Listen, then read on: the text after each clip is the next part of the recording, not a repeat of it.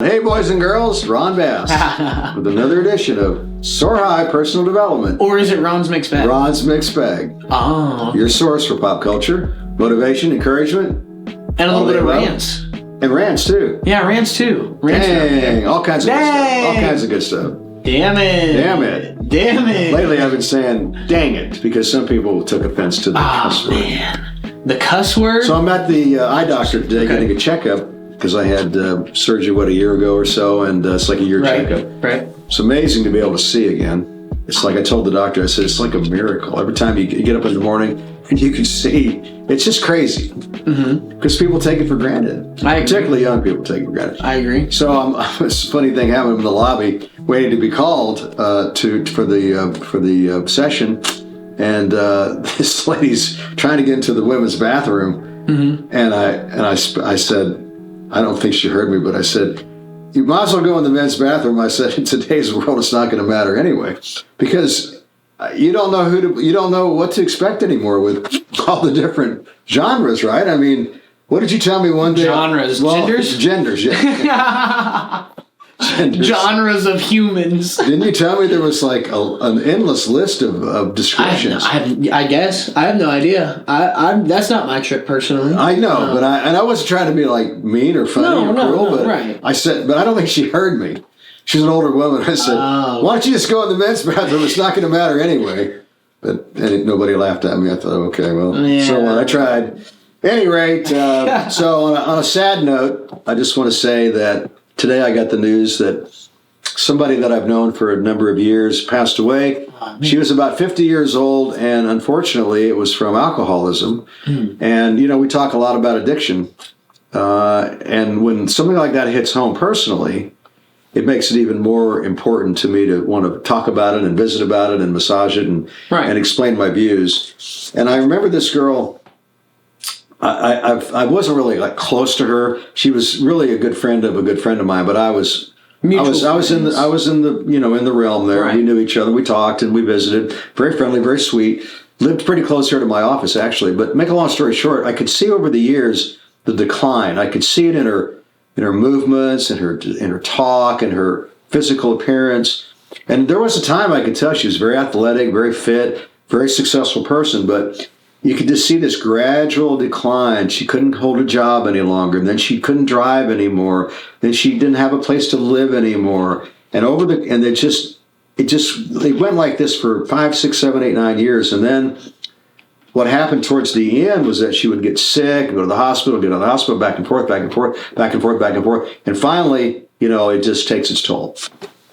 And I say that to say this, that addiction, it's a bad thing. And we were talking tonight about relationships and addiction. I was talking to one of my technicians about this. The two things that probably take you off your target quicker than anything, because relationships can be just like, just as addictive. Yeah. Right. Can mess you up just as quick. Exactly. And I told him, I said, it's the two mysteries of life. Why is it that these things exist where you have to deal with these struggles of relationship and addiction? But it's so devastating. Can be. Yeah. It can. Particularly addiction, probably more than relationships. On another note, though, I'm at my dojo tonight teaching class, and I see this woman walk in the door.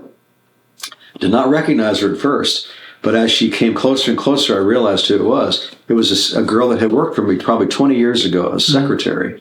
Beautiful young woman. Beautiful, bright, smart, highly intelligent.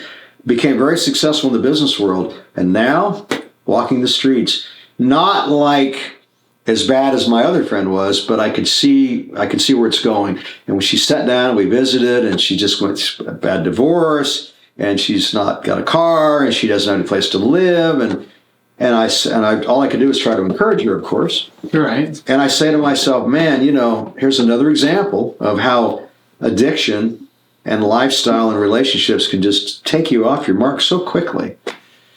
So it's a sad thing. So if you got your life straight, be happy and don't take it for granted. And if you got trouble, hit it head on and find some solutions, because it ain't pretty when it goes wrong. Professional problem solvers. I've been thinking about that a lot, like, I don't know. You just got to keep going. Like, there will be setbacks like we were talking about before the podcast. Soar High Records has a show this Saturday, Soar High Live, and there's been some setbacks. We've had to move a couple of times within a couple of weeks. When you say move, you mean physically move our studio? Yeah, move the studios. Yes, studios. Plural, yeah. And then we have multiple studios here, too, that do other things. But either way, those setbacks are only for so long. You know, we still have, what, 4 or 3? There's 3 back-to-back-to-back shows in June. Yes. So that's what I'm more looking forward to. Sometimes you have to set yourself up for success by failing. Good point. Sometimes you have to fail on purpose so you can succeed. I think failing is a requirement for success. Yeah, it is. It is. Because then you don't know how success feels unless you know how failing. And how much more you feel satisfied when you overcome these challenges. Exactly. Speaking of challenges, Saturday I was at a jiu-jitsu tournament. And it was that's another example of facing your uncomfortableness, facing your fears. Somebody said to me, we're talking about how a lot of the coaches don't compete. And I said, I just don't get it, because you have to set an example for your students. Exactly. Most of these students are scared to death to do it. Exactly. I was that guy years ago. I remember vividly. Why do you think I get on the stage? Freaking out, they wanted me to do a tournament. I said, are you guys out of your mind? and so I recognize that, I realize that, and I understand that. So as a coach and an owner of a dojo, you have to compete to set the example. Mm-hmm. Now, on the other side of the coin, I enjoy it. Now I enjoy it. Exactly. I look forward to it. I fiend for it. Right. But back in the day, it wasn't like that at all. So the other reason I think you need to compete, of course, is for physical fitness, also to test yourself. Right. Be in the fray. Throw your hat in the ring. Exactly. Did we talk about what throwing your hat in the ring meant? Did we go through that one day?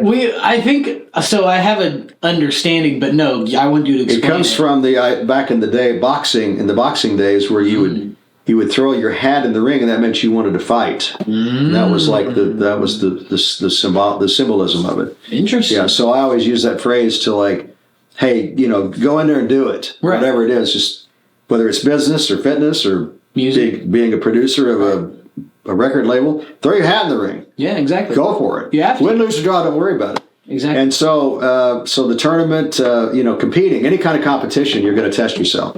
And you're going to face your fears. Mm-hmm. It's not easy because everybody's watching you. It's not like in the gym where you're training. I mean, you got hundreds and maybe there were almost 1,000 competitors at this tournament last weekend, and everybody's watching. How's he going to do? What's going to happen? Mm-hmm. Does he really know what he's doing? Mm-hmm. Is he going to win? Is he going to lose? Is he going to make a fool out of himself? All those things are running through your mind.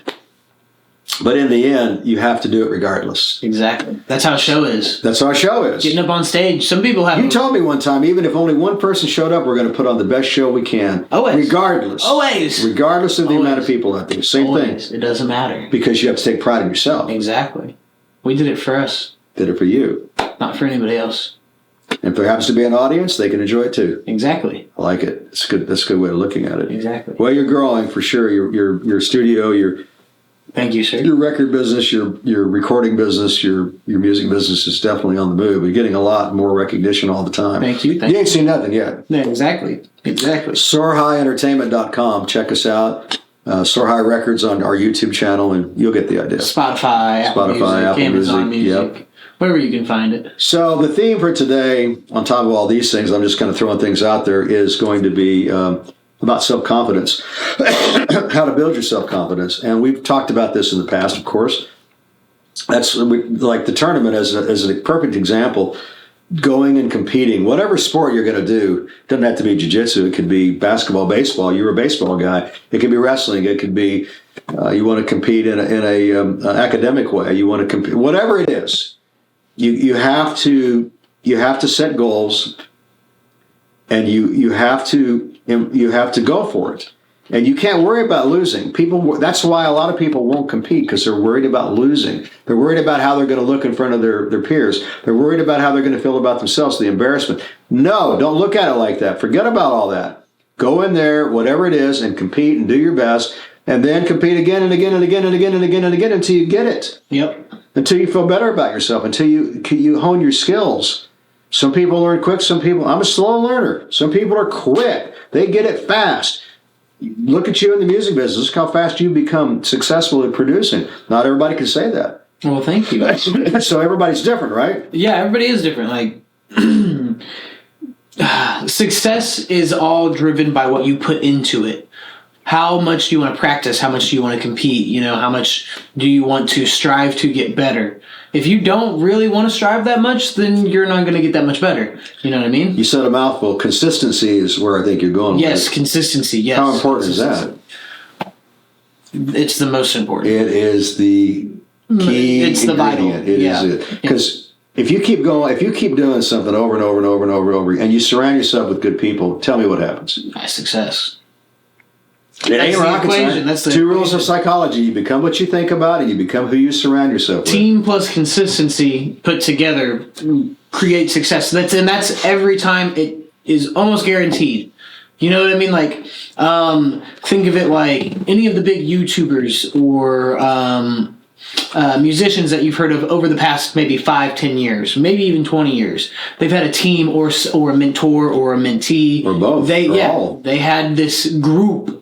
And then they found success because they stayed consistent. They continued continuously. Along those lines, I think success is ongoing. I think we put too much emphasis on some kind of a finale, like, hey, I've got to hit a record, or hey, I made $1 million, or hey, I sold my company for $10 million, or hey, those are just like stopping points in the journey. Mm-hmm. But it's definitely not. There is no end. No. So the success is the process. Yeah, the fact that you've engaged, that you're trying, that you're working towards. I wrote down goal setting. You have to set goals. Yeah. Exactly. That's like a roadmap. Yep. And they don't have to be complicated goals. How about just, I want to be able to earn an extra, $5,000 this year. Okay, cool. I'm going to write it down. I'm going to date it. I'm going to sign it. I want to be able to get my first belt in jiu-jitsu this year. Sign it, write it down, date it, and work. What happens is your brain starts wrapping around these goals, and because you think about it, you become it. Right. I know it sounds trite, but I promise you it works. I've been doing it for like 40 years. So everything in my life that I've accomplished has come, believe it or not, from a little business card on the back of a business card where I've written these goals down and dated them and signed them. I always give myself a year, and then if I don't accomplish it within a year, I reset the date for another year. Next year, yeah, exactly. I know it sounds crazy. You're not crazy. But it works. Exactly. You're not crazy. I get it. Well, maybe I'm a little crazy. Maybe a little bit. But if you're crazy, I'm crazy too. The whole world's crazy. The whole world's crazy, and I'm crazy too. My friend Ike used to say that all the time. He was something else, that guy. So surrounding yourself with good people. Pick your friends, guys. Look, I'd rather be alone as to be around the wrong kind of people. Mm-hmm. It's nothing wrong being alone. It's worse being with a lot of people that are going to steer you in the wrong direction and influence you and encourage you to do things that are not healthy and not going to make your life better. Am I right? I agree wholeheartedly. And how hard is it to get rid of bad people in your life? It's extremely hard. It is hard because we're good-natured people and we care about people. We want people to be successful. But in the end, we have to make hard choices, right or wrong. Yeah. Very difficult choices. Very difficult. And I'm sorry it has to be like that, guys, but it's life. Very, very important to follow this rule. It's life. No decision gets any easier throughout your life. I've kind of come to that conclusion that, man, sometimes, when I come to you with a decision that I have to make and I'm like, it's very difficult, the next decision is always more difficult. You know what I mean? Yes. It gets more and more difficult the longer you go through it. And it's like a video game, by the way. That's the important thing. Because I know you love to play video games. That's your trip. I know all you artists, you love that. All your artists and you guys, you love to play. Stimulating. That's what it is. Stimulation. Because it's not music, but it's still that hand-eye coordination, like using our brain, being creative, thinking of ways to get around difficult situations. I got you. It's problem solving. Yeah, you get it. So, along these lines, I always say things along the lines of like, take ownership. When you get up in the morning, look into the mirror when you brush your teeth and take ownership. If you look in the mirror and you see who you are and you don't like who you are, for whatever reason, make a list. I don't like this. I don't like that. I want to improve this. I want to improve that. Just make a list every day. That's what I do. It's not a big deal. No. And as the day progresses, gradually you're looking at the list. You're thinking about things. You're busy. You're going, maybe you don't even look at it that much, but maybe in the next morning you come back in, you see the list again. You add to the list. Yeah. And then as you solve these problems or these or overcome these things you don't like about yourself, you're going to find more things you don't like, and you want to continue to improve all the time. So take ownership. Don't lie to yourself. Don't let your ego get in the way of the truth, which is what a lot of people do, I think. I think a lot of people do that as well. I would agree. And that gets you nowhere. No. Nowhere fast, my mother used to say. Nowhere at all. Gets you nowhere fast, my mother used to say. That's funny. You know what? The older I get, the more I realize how right my parents were. Because when you're young, you don't pay attention. No. You know everything. Oh, of course. Did you notice that today is a new week and a new month? It's crazy. May the 1st, I know. 2023. On a Monday. That's just weird to me, Think like it's a whole new everything. New day, new week, new month. I love it, though. To me, every morning that I get up, it's like I'm starting all over. I agree. I can't rest on my laurels. I have to start all over. I have new challenges to meet today and to overcome and make things happen and be ambitious today more than ever. I don't care where you're at in your life. Old or young, rich or poor, it doesn't matter. Every day you should start fresh. Every day. And set brand new goals and go for it, man. Go for it. You don't know how long you got to live. And the older you get, I guarantee you, the odds of living longer get smaller and smaller and smaller. Mm-hmm. When you're young, you think you'll live forever. But you may not. I mean, you could get hit by a Mack truck, we used to say. You could walk out the door. And I saw where a young 59-year-old woman was killed crossing the street in a residential area by a motorcycle. Whoa. Now, how the hell does that happen? Probably speeding. At 11 o'clock at night or something like that. Oh, speeding for sure. But how? I just don't get it. The motorcyclist was probably speeding. But in a it wasn't like on a main street. No, I know. They don't care. That's crazy. That's what they do. That's terrible. Not all of them do that, I assume. I don't know. I don't ride a bike, but some of them are reckless. Some drivers and he left the scene. Some drivers in general left the scene. That's crazy. How callous is that? Yeah, that's absolutely nuts. Found him at his home, arrested him. Now he's got, I think, first-degree murder or whatever. It's crazy. Manslaughter or something. That's terrible. That is terrible. Where's the sense? Where's the courtesy? Where's the consideration for not driving past in a neighborhood the residential neighborhood? That's crazy. At any rate, one last thought on this subject, and that is to hit everything head on, man. Don't hesitate. Something coming along in your life that's bothering you, relationship problem, an addiction problem, a self-esteem problem, figure it out. Hit it head on. Hit it head on. Don't wait. Don't hesitate. Don't put it off till tomorrow. Figure it out. Research. You can research today on the internet and learn a lot of stuff. Yeah, I'm always on the internet learning, educating myself. Yeah. I'm not good at reading books, but I'm on the internet constantly reading and reviewing and learning all the time. It's a great source, right or wrong. It is. So when I have to make upgrades to the computers, I could take it to someone and pay him or her to put new parts in. Yes, but I just look it up on YouTube and figure it out. I figure it out. It's just as easy. Well, how about some complaining? How about some ranting? How about some things that have happened during the week that just piss me off?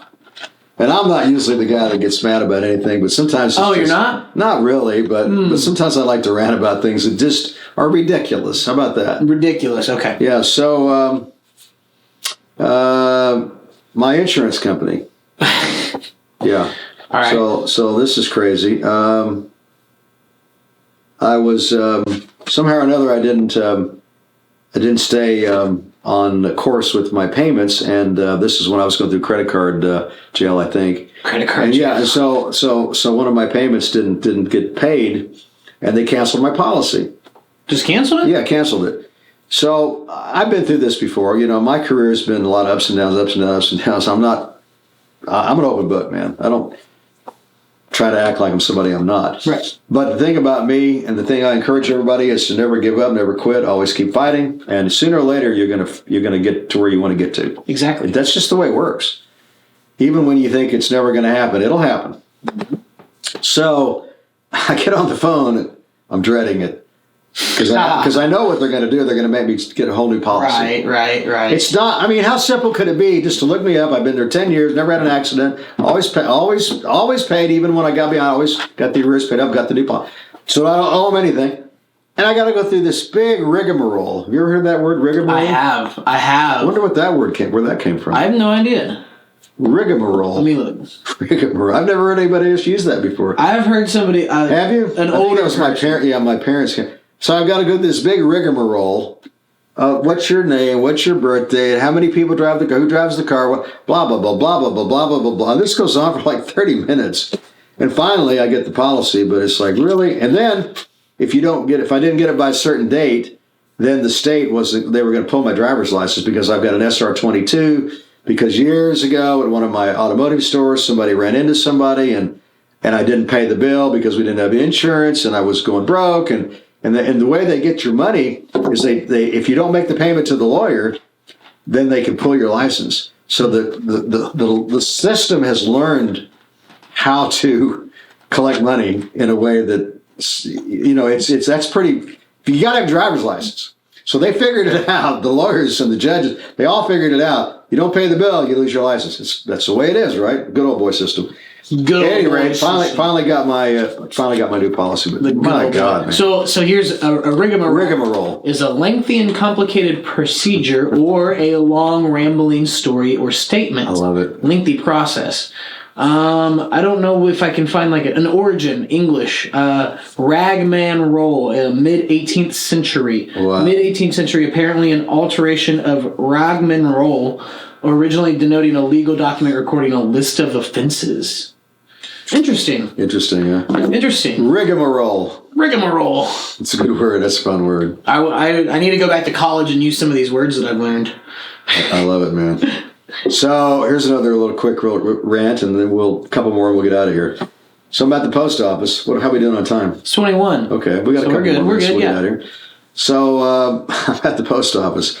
I'm always at the post office.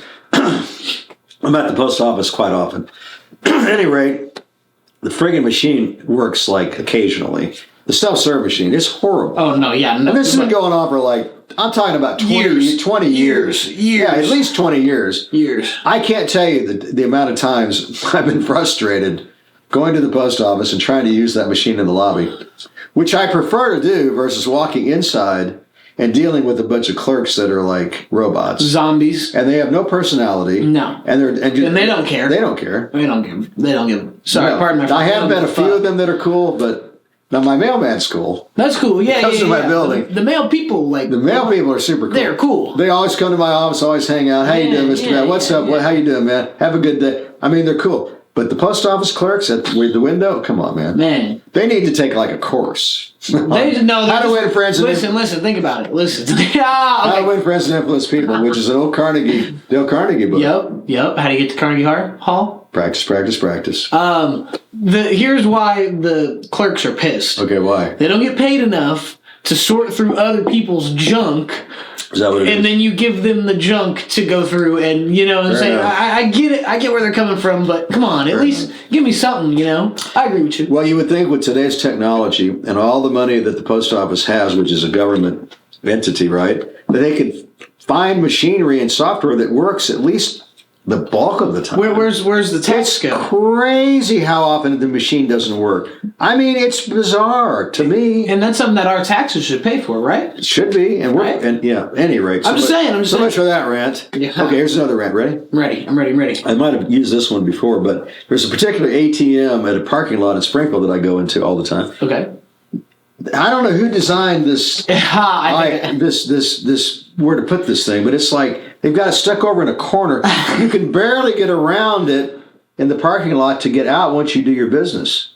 I mean, it's like people are running into the ATM, they're running into the curb, they're running into a pole. I know what you're talking about. Yes, you do. And who designs these things? Who comes up with this shit? You notice I had to back out. I backed out. I wasn't going to risk it. I remember that. I wasn't going to risk it. No way. I mean, really? Come on, guys. And how about the traffic problems in Springfield? Look, these engineers must have designed this stuff like 100 years ago when there was nobody in this town. Mm-hmm. But now, as the city's grown and grown and grown, how about redesigning the way the lights work? I mean, there's no flow. It's like, it's crazy to me. No, I agree. Particularly when it's busy. And it's busy, getting busier more busier all the time. Am I right or wrong? It's backed up in the middle of the day, even like while people are at work. It's still. So tell me who's in charge of that? Traffic services. We need to call them. We need to hit them up and say, "Hey, man, I don't get it." Oh, well. I don't either. Did I ever talk about school buses before? My rant about how I'm sure there was a time where it was cool because, people lived way out away from the schools and you would have the bus go pick them up. But what it's become is like a taxi cab service. Mm-hmm. I don't like that. I think kids today they're too soft. They need to walk. They need to run their bikes. Now, if they're challenged kids, that's one thing. If their parents are, their jobs I think it should be like on a selected basis, not just on like everybody gets the service. And it's really all about the Democrats. I hate to say it. They came up with this crap way back in the day to get the vote. Yeah, we're going to pick all your kids up from school. Oh, great. That's great. I don't have to mess with it as a parent. I mean, really? That should be the responsibility of the parents to get the kid to school. I'm pretty sure the bus is like you have to live a certain amount away from the school. I don't think that's true. Well, when I was in school, that's how it was. Maybe. I don't know if they've changed it. I may be wrong, but somehow, way, shape, or form, I think it's a welfare thing going on here. It's my opinion. I think it's a vote getter. That's my opinion. All right. Well, anyway. That one's a funny one. Okay, one last thing I want to rant about. It's up your alley. You know what it is? It's about shoes. Shoes. All right. What's up? Okay, I'm going to show you. So Davin got me these shoes. They're called Brooks. I get a lot of compliments on them. They're very comfortable. Brooks, I walk in them. I run in them. Brooks, sponsor us. Yeah, please. And I do a lot of business in these shoes every day. Right? I wear them with my suits and my tie. I wear them all the time for fitness and also for business. Great shoe. But you know what? Somebody really effed up bad because these shoelaces are effed up. They will never stay tied. There's something about the material, the slickness or whatever it is, and you probably know what I'm talking about. Every day I have to retie these shoes probably a half a dozen times. And it's very frustrating to me. For a company like this, it's so successful and has such a great product, would screw up that end of it. Explain that to me, Davin. And it's not the user; it's the shoelace. It is, but at the same time, what if you double knotted? What if you tie? I shouldn't have to double knot it. Nobody instructed me to double knot. You're right. I agree. It's ridiculous. I agree with you. Shut up. That's my no. Here. I have another solution for you. What if we got you laces that just kind of connect and you never have time? That's crap. How about the old school laces that were very simple, cotton-like, and they stay tied? It's not rocket science, man. I agree. What is the problem here? I agree. I don't know. You're right. Yeah. That's ridiculous. Okay. You see me with my shoes untied. Any final thoughts? My shoes stay untied. Please figure this out. I mean, really? Come on. Man. The product's great, but the shoelaces are crap. Okay. Any final thoughts, sir? My shoes stay untied. Well, whatever. Yeah, I do that sometimes now because of that. And people are going, you know what they'll do? Your shoes untied. Your shoes are untied. like I know. Or how about when you have a flat tire? Yeah, I realize that I'm trying to get to the gas station. Right. Hey, you got a flat tire? Really? Thanks for telling me. You don't say. And I know people are trying to be nice, but come on. The car goes beep beep when I get one. Okay, so much for my being sarcastic. Okay, any closing thoughts, sir? Let's hear some words of wisdom. Some words of wisdom. From the young guru over here. Young guru. The young gun. All I've got to say is that, again, if something... You're going to have decisions that you have to make, and they're not going to get easier. They're only going to get harder, and you just have to make them. And, again, like we were talking about with the shows, sometimes failing at something almost on purpose to better yourself for the next thing is okay. Like, say for a test in school, and you've been doing poorly on tests. The next one, plan to do just a little bit better than your last one, Say, I want to get better and get better for the next one. I don't know. Maybe I have a different way of looking at it. Well, I think you're a smart guy, and you're learning quick, and you're on the right track, man. You're setting a good example for a lot of people. All of your artists look up to you. Well, thank you. And they really feel like this is like the best thing that's ever happened, better than sliced bread.